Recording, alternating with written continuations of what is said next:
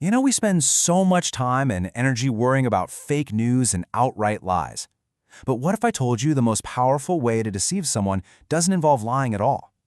What if you could be completely misled by information that is 100% true?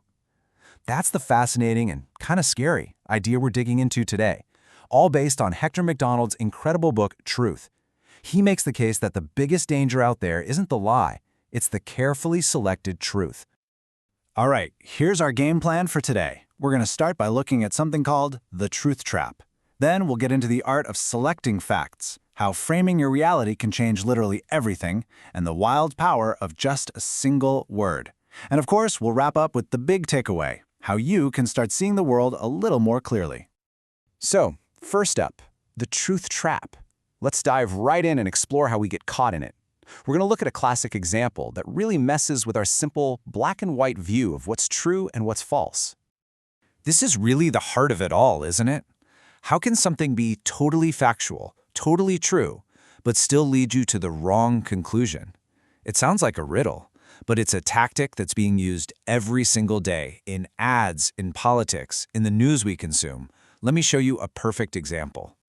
I'm sure you've heard this one or something like it. This famous ad slogan was, for years, a factually correct statement. You could not call it a lie. But, and this is the interesting part, it was eventually banned by the Advertising Standards Authority. So the big question is, why? And here it is. This is the brilliant deception. The context that they left out changes everything. See, the survey didn't ask dentists to pick only one brand. It asked them which brands, plural, they would recommend, so they could name as many as they wanted, and they did. So yeah, it was true that over 80% recommended Colgate, but it was also true that they recommended a bunch of competitors right alongside it. This isn't a lie. This is what the book calls a competing truth. That whole Colgate example, it opens up this fundamental idea. Every single truth we hear is a choice. Somebody, somewhere, chose to share that specific fact and not all the other ones. So, how does this whole process of selection work, and why is it one of the most powerful tools of influence there is? So here's the core insight from the book. Reality is just infinitely complex. I mean, think about that for a second. To talk about anything, an event, a person, a product, we have to simplify. We have to select what's important. And that very act of selection, of choosing which facts to shine a spotlight on and which ones to leave in the dark, that's where the real power is. This is perfectly captured in that classic old parable of the blind men and the elephant. The first man goes up, he touches the elephant's leg, and, based on his direct, factual experience, he says, an elephant is like a pillar. And you know what? He's not lying. Then the next guy comes along and touches the tail. Again, based on his own data, his truth is that an elephant is like a rope. He's not wrong, based on what he felt, but that's a completely different story from what the first guy found. And then a third man touches the huge, flat side of the elephant, and he truthfully reports that it's just like a wall. Every single one of them is telling the truth from their own limited perspective, but their competing truths create a totally misleading and incomplete picture of what an elephant actually is. And this isn't just some ancient story. It's exactly how we understand history. The book compares history to a giant bowl of spaghetti. You can pull out all these different strands, and each one tells a story. Take the Dunkirk evacuation in World War II. Was it a humiliating defeat where the entire British army was trapped? Yes, that is one true strand. Was it a miraculous deliverance, a story of incredible national heroism? Well, that is also a completely true strand.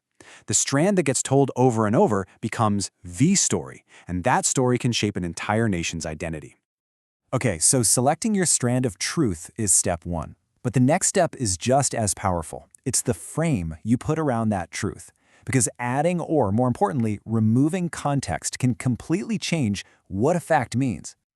A perfect modern-day example is this photo that went viral a while back. It's an all-male panel at the Global Summit of Women, and as you can imagine, the internet just exploded with outrage. The frame, the picture by itself, screamed exclusion, but the context was missing. The entire point of this one panel was to hear from male CEOs who were actively championing and promoting women in their companies. So a true photo, framed without any context, was used to create the exact opposite impression of what was really happening. Now, a frame doesn't have to be a whole missing paragraph of context. Sometimes the entire emotional power of a fact can be flipped just by changing a single word or phrase. This is where things get really, really interesting.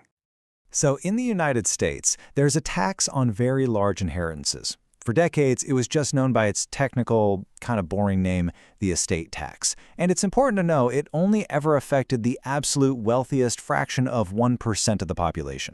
Then, a political consultant named Frank Luntz had a brilliant idea: rebrand it as the death tax. Now, the actual facts of the tax didn't change at all, not one bit, but the name changed the frame completely. Estate tax sounds like a technical, financial issue for rich people, but death tax? Wow, that's emotional. That's a moral issue. It sounds unfair, and it makes it feel like it could apply to anyone because, well, everyone dies. It's an absolute masterclass in how a simple name can create a powerful new truth. So what on earth are we supposed to do with all of this? How do we use this knowledge to become smarter consumers of information and not just more cynical about everything? Well, it really comes down to shifting our entire mindset. I think this quote from the book really says it all. In our world today, with information flying at us from every direction, the biggest challenge isn't always spotting the obvious lie. It's learning the skill to see how true information is being selected and framed and named to guide our thoughts and our emotions without us even realizing it. So here's the practical step. We need to change the first question we ask ourselves. Instead of just asking, is this factually correct? We need to become active interrogators of information. We need to ask, okay, what context might I be missing here? What other facts could also be true? Who benefits from me seeing this truth and not another one? The goal isn't to distrust everything. The goal is to be curious, because when you start asking what's missing, you can finally start to see the whole elephant.